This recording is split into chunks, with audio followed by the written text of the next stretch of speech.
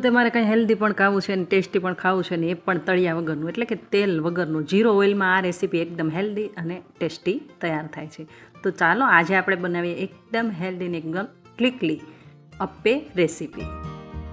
તો આ રેસીપી માટે બીટ લેવાનું છે. બીટ લઈ અને આ રીતે ધોઈ સાફ કરી અને પછી એને પીલરથી પીલી લઈશું એટલે છોલી લઈશું. છાલ ઉતારી અને આને આપણે મિક્સર જારની અંદર ક્રશ કરીશું જેથી કરીને આપણે આનો પલ્પ મળી રહેશે. તો આને આ જારની અંદર એડ કરી અને પછી આપણે થોડું એવું પાણી એડ કરી દઈશું અને પછી આનો પલ્પ બનાવી લઈશું એટલે પીસી લઈશું. અને હા, મેં તો અહીંયા બીટ લીધું છે, પણ આ જગ્યાએ તમે પાલકની પ્યુરી એટલે કે પાલકને થોડે ગરમ પાણીની અંદર 2 મિનિટ માટે બોઇલ કરી પ્યુરી બનાવી અને પાલક પણ લઈ શકો. એથી પણ એકદમ સરસ હેલ્ધી અપ્પે બને છે. હવે આમાં થોડું પાણી એડ કરી આપણે આ રીતે પલ્પ બનાવી લઈશું. પછી લઈશું 1 કપ સૂજી. 1 કપ સૂજીમાં જે પલ્પ બનાવ્યો એ એડ કરી દઈશું. તો 1 કપ સૂજી સાથે બીટનો પલ્પ, અડધો કપ અને અડધો કપ દહીં મીડિયમ ખાટું. હવે આને 15 મિનિટ માટે એકદમ સરસ મિક્સ કરી સાઈડ પર રહેવા દઈશું. બીજી બાજુ 1 કપ મકાઈના દાણા, કેપ્સિકમ, ગાજર સાથે તૈયાર કરીશું એક સ્ટફિંગ માટેનો મસાલો.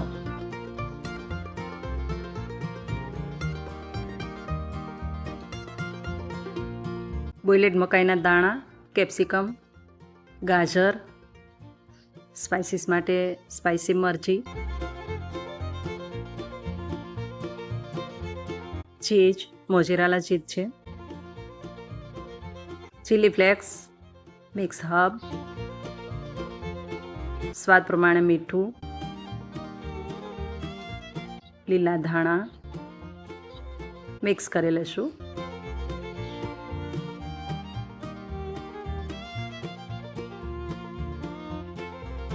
હવે આ અપ્પે સાથે ખવાય એવી ચટણી બનાવીશું. તો અહીંયા લીલા ધાણા, મરચી, ગાર્લિક, લીંબુ, મીઠું, ખાંડ અને સિંગદાણા સાથે થોડું પાણી એડ કરી અને આ ચટણીની એકદમ પતલી એવી પેસ્ટ બનાવી લઈશું.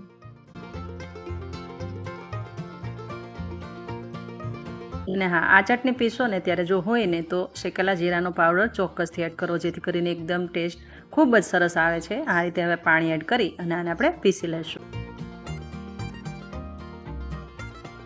તો ચટણી પણ બની ગઈ અને સ્ટફિંગ માટેનો મસાલો પણ બની ગયો. હવે જોઈએ આપણે બેટર. તો બેટર આટલું ઘાટું છે. પહેલાં થોડું એવું મિક્સ કરી લઈ અને એક અપ્પે પે લઈ અપ્પે ટ્રેની અંદર આપણે થોડું ગ્રીસ કરી લઈએ અને ગેસ પર રાખી દઈએ. ત્યાર પછી આમાં આપણે ફૂડ સોલ્ટ નાખીશું.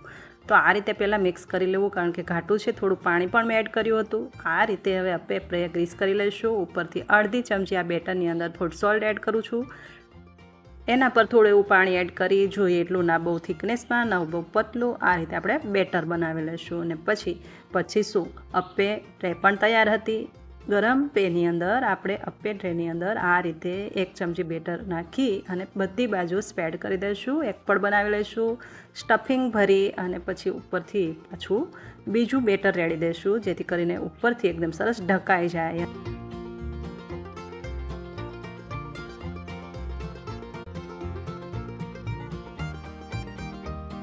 તો આ રીતે બધું જ સ્ટફિંગ આની અંદર આપણે ભરી દઈશું અને ઉપરથી પાછું 1 ચમચી બેટર રેડી અને એકદમ સરસ ઢાંકણ બરાબર ટાઈટ પેક કરી દઈશું અને હવે આને ધીમી ફ્લેમ પર થવા દઈશું.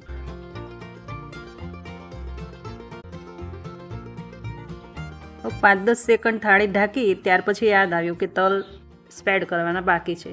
તો હવે આ રીતે તલ છે હું સ્પ્રેડ કરી દઉં છું અને પછી પાછું આપણે ઢાંકીને આને થવા દઈશું.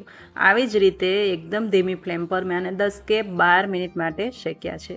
અલટ પલટ કરતા રહીશું અને આ જ રીતે શેકતા રહીશું.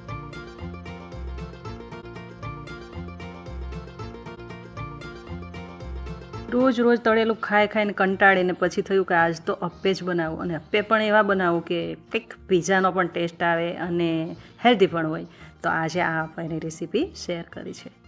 હવે તમને ગમે તો પાછા શેર કરી દેજો અને હા, ચેનલ પર નવા આવ્યા તો આવી જ હેલ્ધી અને ટેસ્ટી રેસીપી જોવા માટે ચેનલને સબસ્ક્રાઈબ કરી લેજો. ચલો ફરી પાછા મળીશું અવનવી રેસીપી સાથે.